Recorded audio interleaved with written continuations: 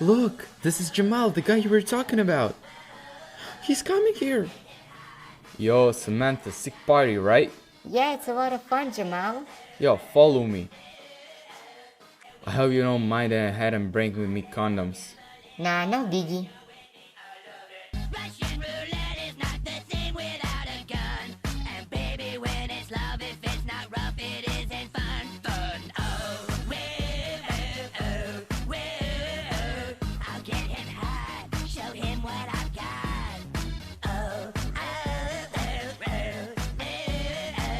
I'll get him hot, show him what I got. Can't read math, no he can't read my poker face. She's got me like nobody. Can't read math, no he can't read my poker face. She's got me like nobody. Samantha, we need to talk. About what, Mom? I've noticed some changes in you recently. You've been nauseous, tired, and you missed your period. Are you pregnant, Samantha? No, Mom, I'm not. I've just been stressed with the school. How dare you lie to me? Your belly is bigger than your father's and breasts are developed as well. I'm not pregnant, okay? I would know if I was. Stop making a big deal out of nothing. How dare you? We're coming to the obstetrician.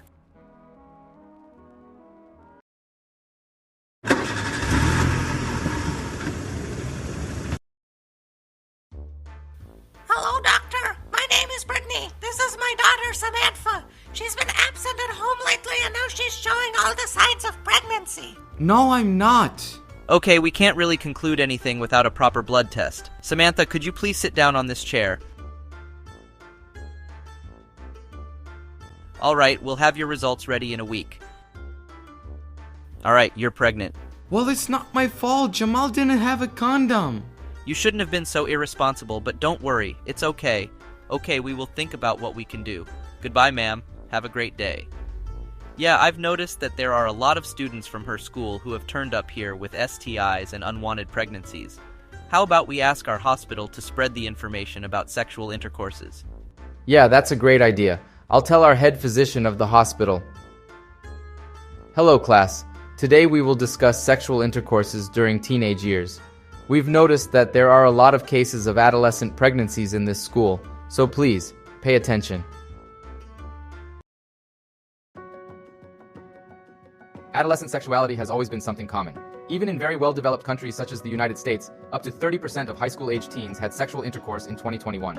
However, luckily, the prevalence of sexual activity among high schoolers has actually decreased.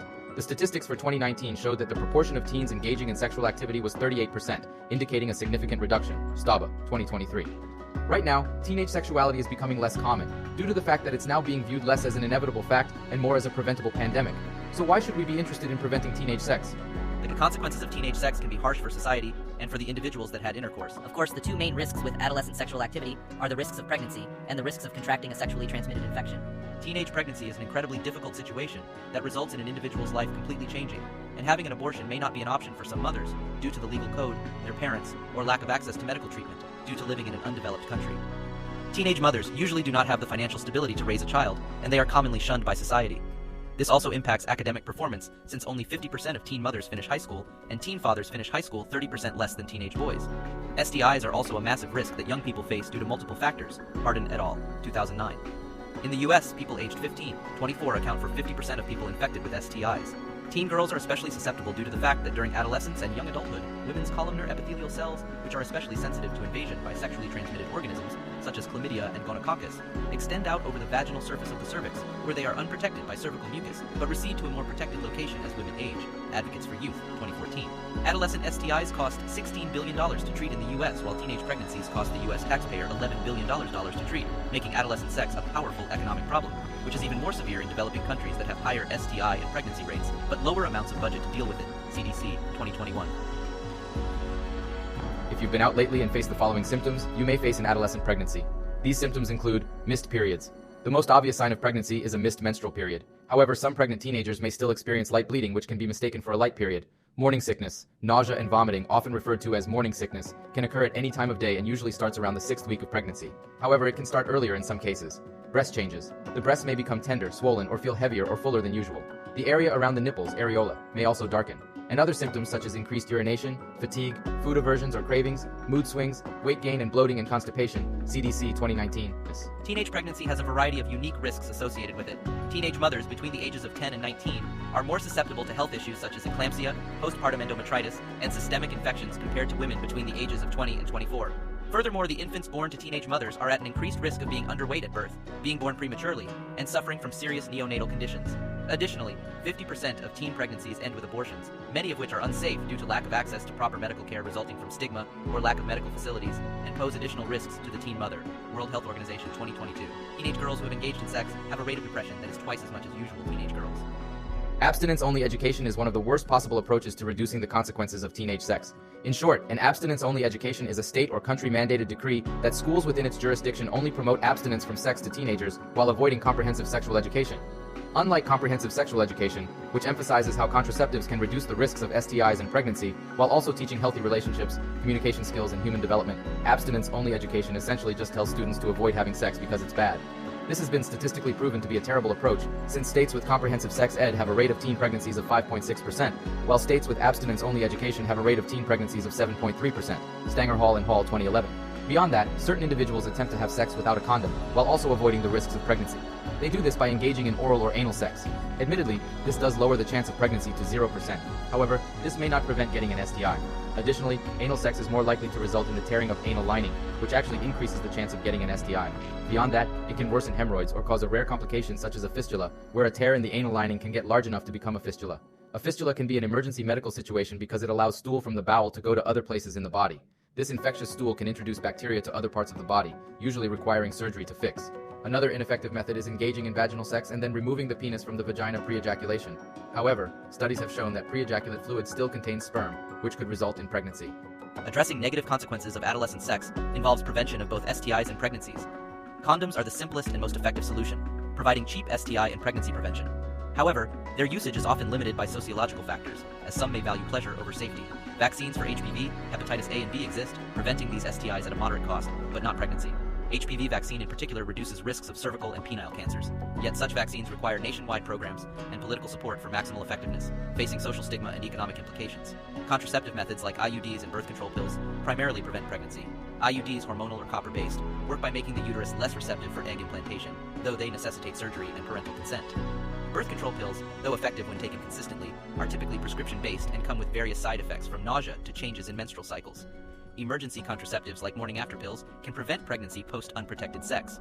However, they vary in availability and effectiveness, with levonorgestrel-based pills available over the counter but having lower effectiveness, while ulipristal acetate pills are more effective but often require a prescription. Fertility Awareness Method, FAM, is a non-medical intervention that's highly effective when followed correctly. It involves tracking menstrual cycles to identify safe days for intercourse. Its practicality is limited as adolescent sex is often unplanned. K 2021. Overall, condoms stand as the most accessible and reliable contraception and STI prevention method, despite occasional non-compliance. Comprehensive sex education, societal and cultural norms, and economic factors contribute to lower teen pregnancy rates, as evidenced in countries like Japan, which has a 0.4% teen birth rate, World Bank 2020. While creating advanced societies discouraging irresponsible behavior can be a viable solution, it demands substantial changes in policies, industry, and education, making it practically challenging. Office of Communications 2017. The New York City Condom Availability Program, CAP, initiated in 1981, aimed to curtail HIV, AIDS, and unintended pregnancies by freely distributing condoms at public places, including high schools since 2005. Despite controversy over potentially encouraging sexual activity among teens, research shows the program increased condom use without affecting sexual activity rates. Considered the world's largest municipal condom distribution effort, the program has led to reduced STIs and unintended pregnancies, NYC Health 2014. Another study underscores teachers' pivotal role in introducing comprehensive sex education in Cameroon to achieve Millennium Development Goals. Despite resistance due to cultural beliefs, the study emphasizes the need for teachers to change their conceptual understanding and adopt socio-constructivist didactic strategies. It highlights the challenge of balancing social pressures and fostering appropriate citizenship concerning sex education. The study recommends future strategies should consider the interplay of knowledge, values, and social practices, arguing that a sole focus on cognitive development hasn't significantly reduced HIV/AIDS/STI incidence. Fumain et al. 2013. In conclusion, teenage sex has massive consequences on individuals and society at large. It can cause severe consequences, such as pregnancy or infection. However, it can be prevented through the careful use of contraceptives, which can be distributed for free. Society at large has to further change and advance economically, while also informing teenagers with comprehensive sex education in order to reduce teen pregnancy and STIs.